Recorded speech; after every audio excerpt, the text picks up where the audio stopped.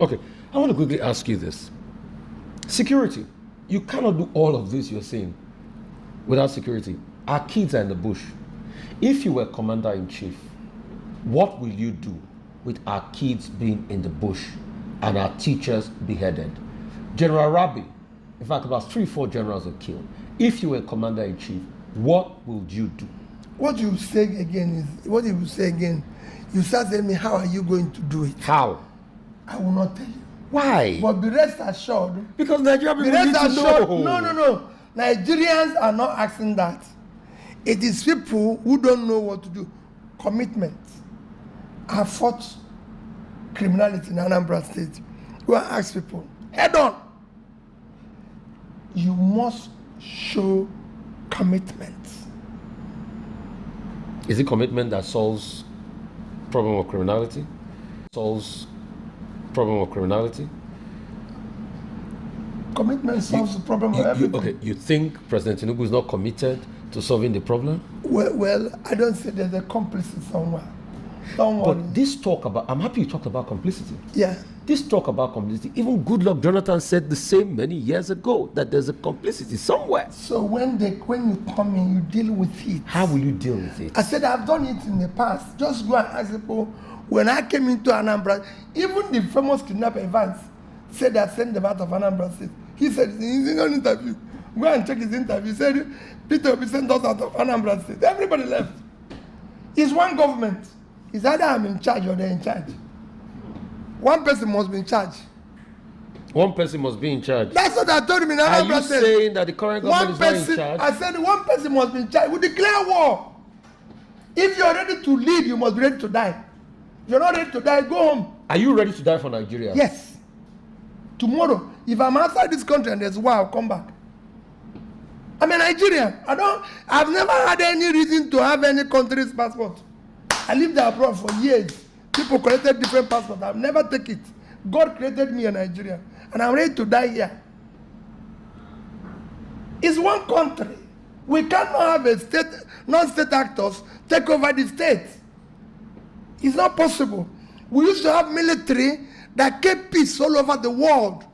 Our military were able to help to keep peace from Europe to Sudan to Liberia to Kuwait to everything.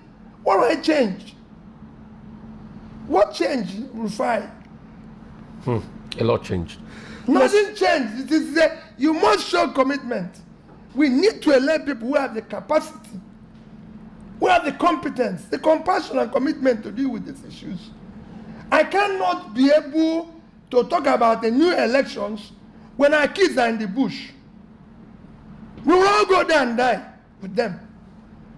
Will you have your children there and you'll be sleeping? It is not possible. Look at what has happened to our general. And people are keeping quiet. How? We have a country. And I can be killed tomorrow. If I die today, I didn't die a young man. I'm 64. So why are you afraid? We deal with it.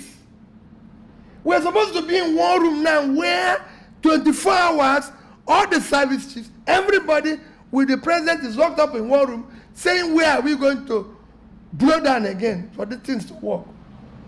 That is the situation. But a lot of people are saying that your running mates, when he was governor, there was Sharia. You know, people look for everything to talk. If Peter says, oh, I'm going to discuss within Nnamdi Kanu, they say, oh, supporting Nnamdi Kanu. Oh, Kwankwaso is this. I'm telling you what Peter Obi will do. I will sit down with him. Our problem is not whether there's Sharia or not. That's not our problem. Is it our problem? People who are killing people now, is it because of Sharia? People who are doing this because of, and they tell, oh, because this person did this. My brother, I'm going to talk with everybody. If you make me will you negotiate with criminals? Will you negotiate with bandits? Rufai, in uniting the country, anybody who wants peace, I'll talk with him. I'll negotiate with him. Anybody who wants war will go to war. So you will negotiate with criminals and bandits? Remember, Rufai, I will discuss with anybody who wants peace. Anybody can say, I've changed, I want peace. I was lecturing doing a lecture in Summit Church on Saturday. I told them how I visited a university in America where the entire faculty is people who came out from prison. From the dean of the faculty, who told me he spent 28 years in prison, to the registrar, who told me he spent 25 years, all the professors there spent years in prison for one offense or the other. So if you say you want to change and be part of this new Nigeria we're trying to build that is possible, yes. If you don't want to be part of it, well, we have reached a point where we have to tell ourselves the truth. If people have decided we can no longer have a peaceful country, that's why I said I will unite the country. I will make sure that nobody is left behind. No tribe is left behind. There will be inclusiveness. We'll show love. We'll show care for everybody. Okay, let's talk about the judiciary. You've been you're one of the biggest beneficiaries of the judiciary in this country. At the same time, you've had the other side of the judiciary.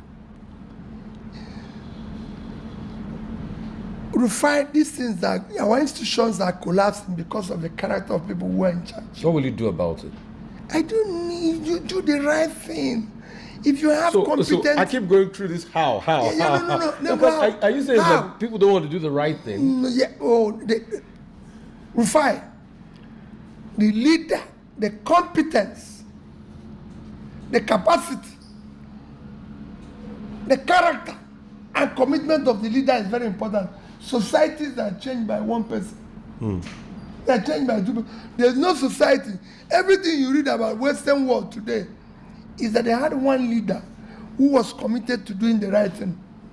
Everything you read about any other country, show me any country, and I'll tell you that one leader came here and said, no to this, no to this, no to this, no to this. You cannot have people who lack the competence, lack the character, the compassion, commitment, and you want them to drive. It's like going to hire a conductor to be a driver. What is he going to do? Okay. Also, I'd like to ask you this real quickly. There are a lot of disgruntled people in your party that came to your party, but the primaries have not favored them. What would you like to tell them? Well, in fact, somebody came on our show the other day and was talking about how it is very difficult, how they feel shortchanged, how it's just a lot of your loyalties that have been packed in there. What would you like to say as regards all of that? Let me give you an example of a man who came, who says contested Senate. That man contested Senate in my own senatorial zone. In fact, I've never met him. So how does anybody here believe that somebody who is contesting Senate in my own senatorial zone, and he's from the same local government with me, but I've never met him? You see, what happens in Nigeria is that, Rufai, if you drive a bus here now, and say, let's say you drive a bus, and people feel, oh, this bus is packed with something good. Everybody jumps into the bus. Without knowing who owns the bus, where the bus is going, what the bus is all about. And all of a sudden, they go into it, and when they don't get what they want, they start complaining. This driver is useless. This person is useless. Rufai, we have about 22 registered political parties. Rufai, when I left PDP, I went to Labour. Labour never had presidential candidate before I went there. I was their first presidential candidate ever. I didn't go to where it is lucrative, where things are working. I went to where I work. When I now left ADC, I went to NDC. I always go to where I want to work. But people also now say that this was you that say, oh, I will never leave in my political party and all of that. No, but you've been leaving political parties here and there. Go and check. You know what they do? I said, people always use incomplete sentence. I told Ojukwu and I said, sir, I will never leave this party as long as you're here. I would rather go out of politics than leave you or leave this party. That does not say, oh, I will never move to anyone. Party is a vehicle. If that vehicle is no longer headed to my destination, I'll leave it. I enter the one that's headed to my destination. So let nobody tell you, I said, oh, I will never do this. But what I'm telling you, I have never left one to go where there's benefits, there's this, I go where I work. And what I'm appealing to people is that if you're not candidate today, you could be candidate tomorrow. Let's be a family. In family, we're all not going to be winners. If you have 30 people contesting for one seat, only one person will be declared.